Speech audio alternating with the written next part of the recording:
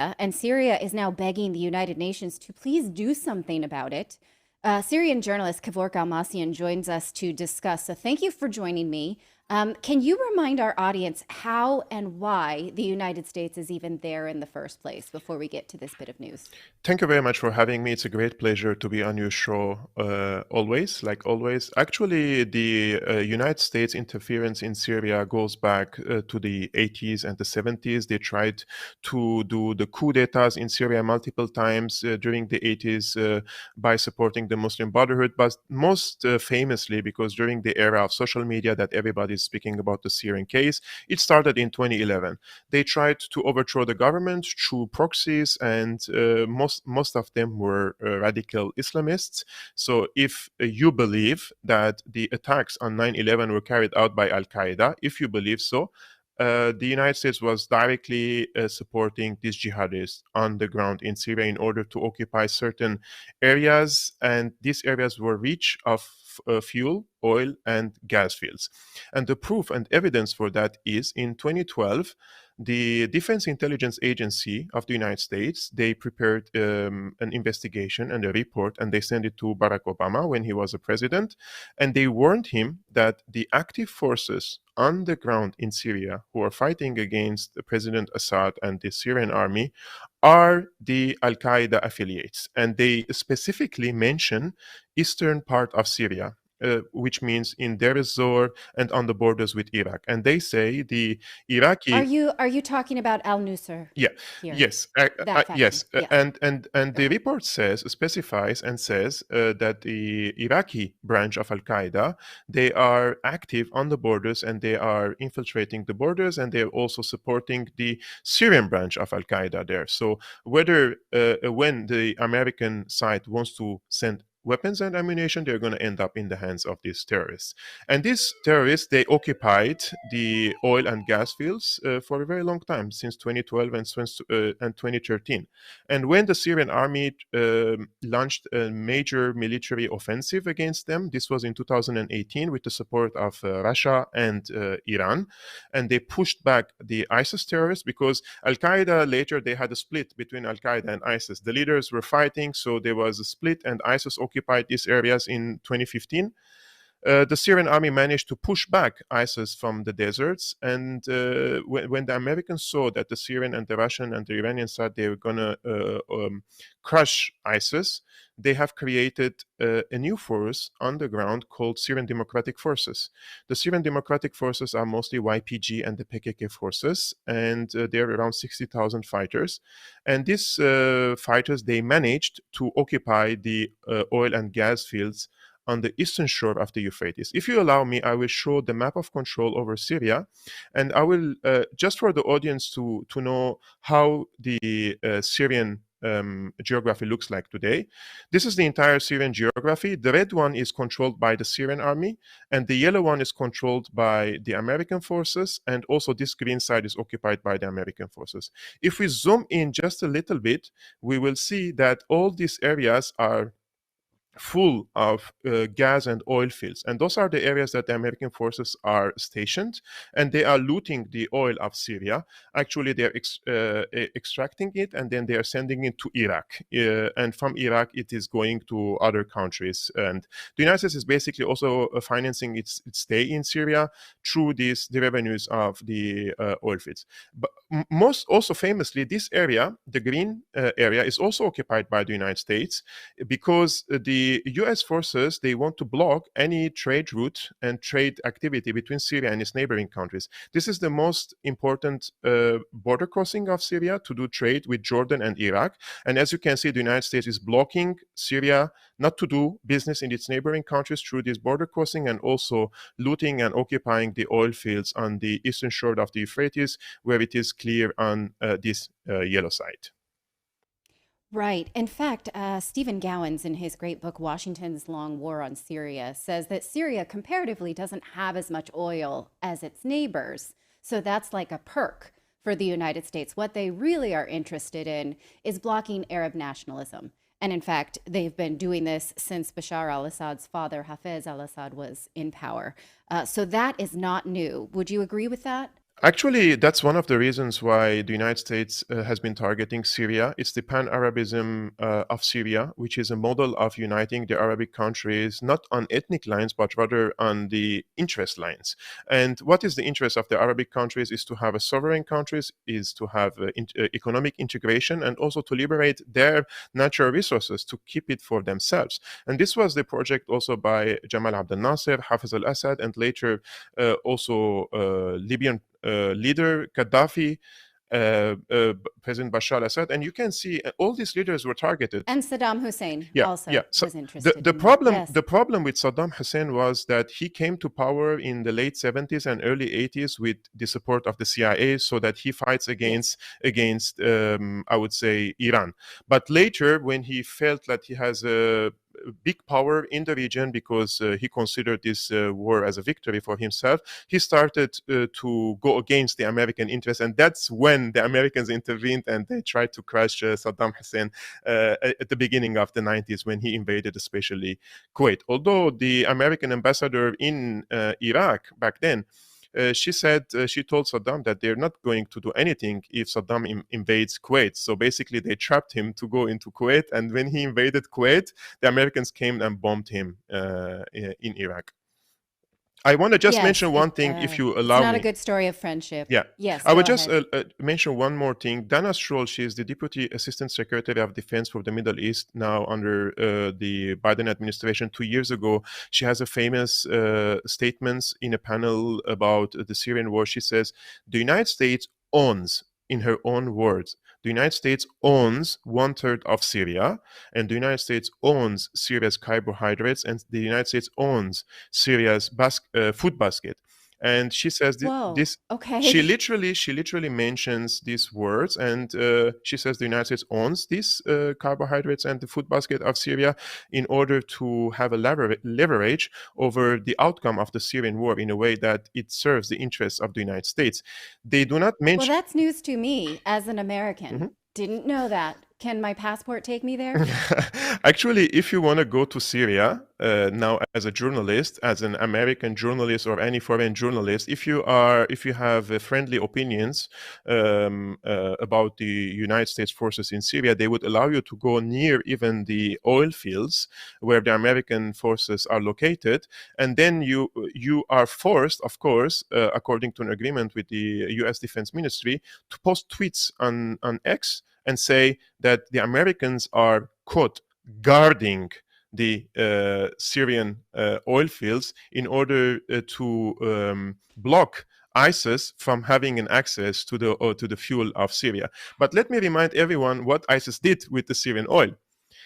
ISIS stole the Syrian oil with hundreds of barrels per day, probably thousands, and they were these tankers. They were taking the fuel of Syria, they were marching to Turkey, and their satellite imagery for that, with thousands of them marching to Turkey, which is a NATO country, and the son of Erdogan, Bilal, Erdogan's son Bilal, he was the person in charge of getting the oil and giving the revenues to ISIS. So ISIS became a state, and they were just an organization, but then they declared themselves as a state because they had an economic independence. And that happened thanks to a NATO country. And let's remember that the United States has one of the biggest military bases outside the United States. It's in Turkey, it's in Incirlik. And this was happening all under the watch. And the satellite imagery of the United States, they did nothing.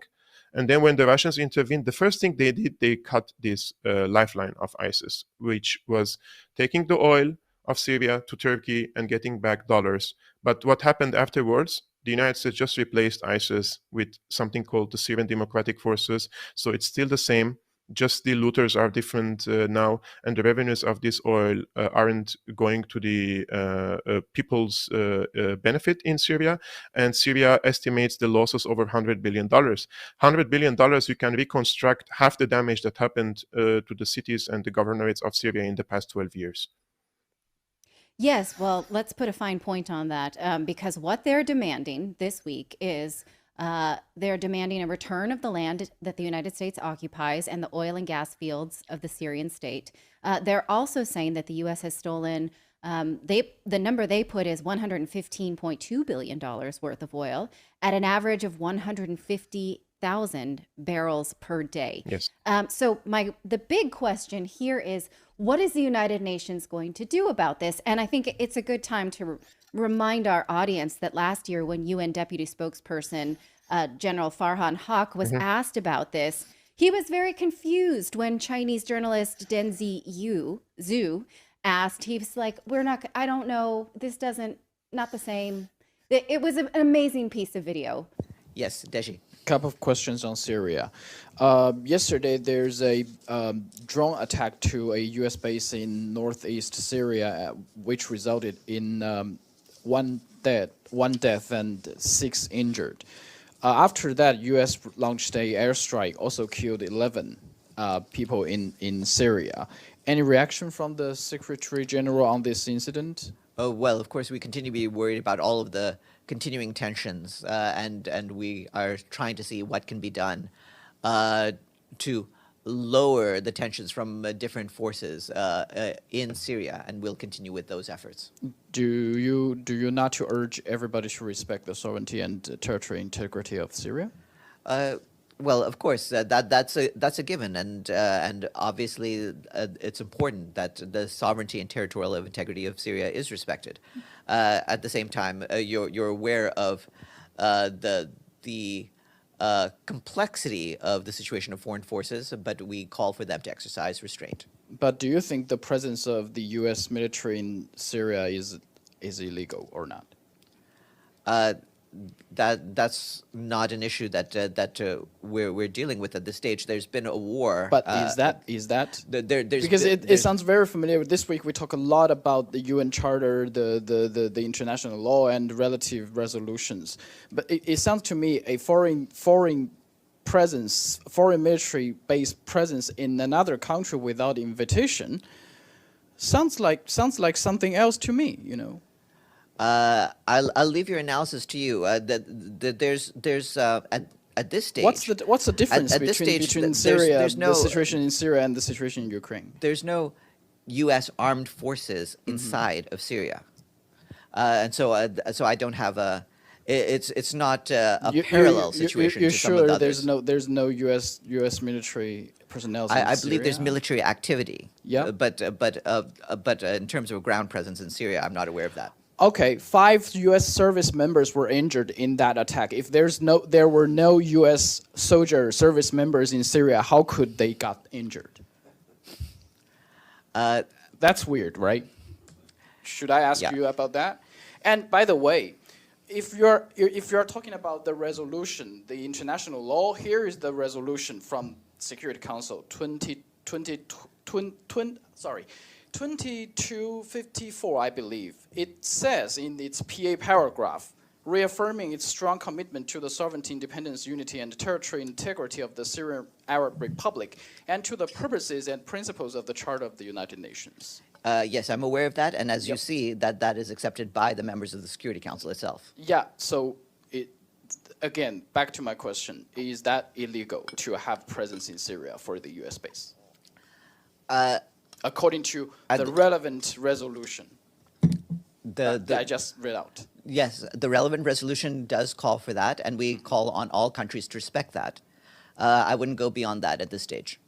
So, are they going to play that game again, do you think? Breaking news, breaking news. The United Nations is not going to do anything in this regard. And they're not going to act decisively against the United States because the United States has a strong influence over the international body. And we can see how biased the United Nations has become. And even institutions that are affiliated with the United Nations, such as the OPCW recently. And the example that you mentioned is a crystal clear example that the journalist Chu, which I personally interviewed him, he resides in New York City.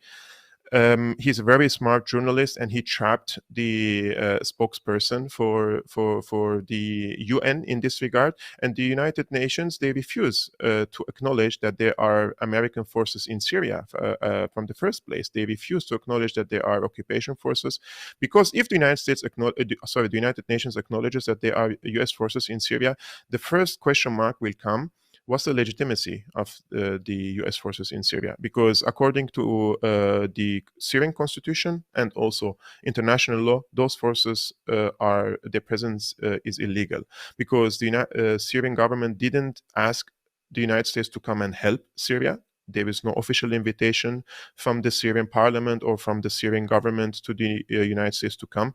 And secondly, there is no mandate from the UN Security Council for the Americans to come to Syria to guard our oil fields and to protect us from any danger. Because in my estimates as a Syrian journalist, if the US forces leave Syria now, the fractions of the ISIS that are left in Syria, they will be completely destroyed.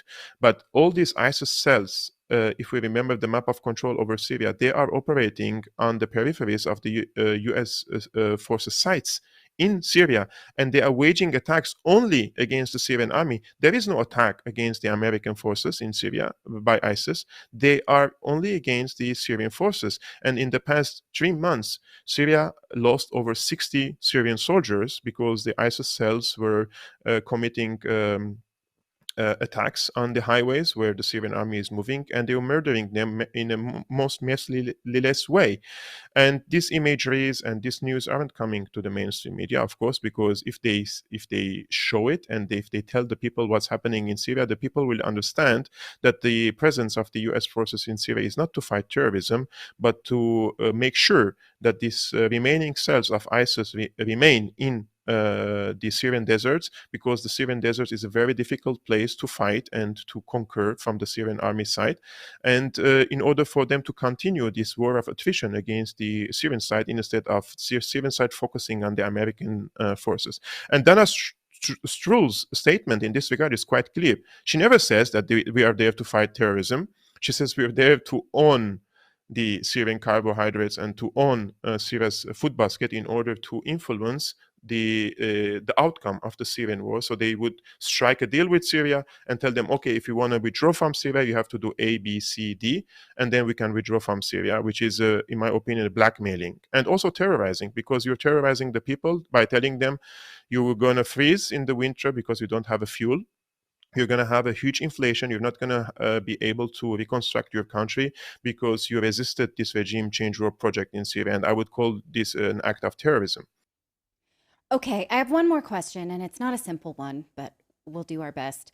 Then why has Israel stepped up attacks on Syria, and why are they not mentioned in this letter to the United Nations? The Israeli side was heavily involved in the Syrian war from the beginning. There are even reports from the Wall Street Journal revealing the role of Israel in giving cash to Al-Qaeda terrorists near the borders with Al-Golan Heights, which is occupied by Israel, and secondly, giving them medical treatment in the Golan Heights hospitals, which means practically now inside Israel.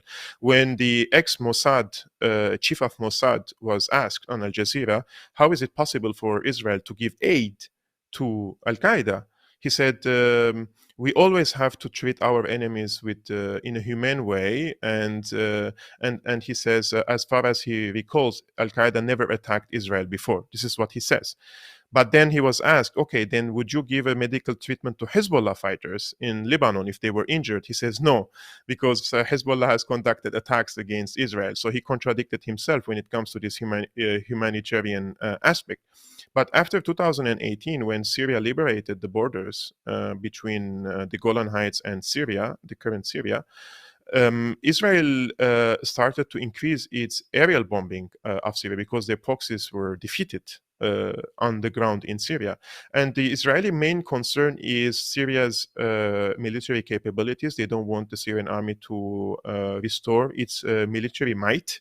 Because they want always to keep Syria destabilized and weak, because a strong Syria always means that the resistance groups against Israel to liberate the occupied territories by Israel, according to every UN Security Council resolution, Syria is giving aid to these groups against Israel. So Israel wants to keep Syria weak and fragmented so that Syria would stay busy always in its internal infighting instead of supporting any group that is trying to liberate the territories occupied by Israel today. So I would say I would quote the ex-Israeli defense minister, I think his name is Moshe Ya'alon, who says that he prefers ISIS over Syria and Iran. And he prefers ISIS to win this war over Syria and Iran because he says ISIS is a weak organization compared to Syria and Iran, who are organized and they could pose a threat on the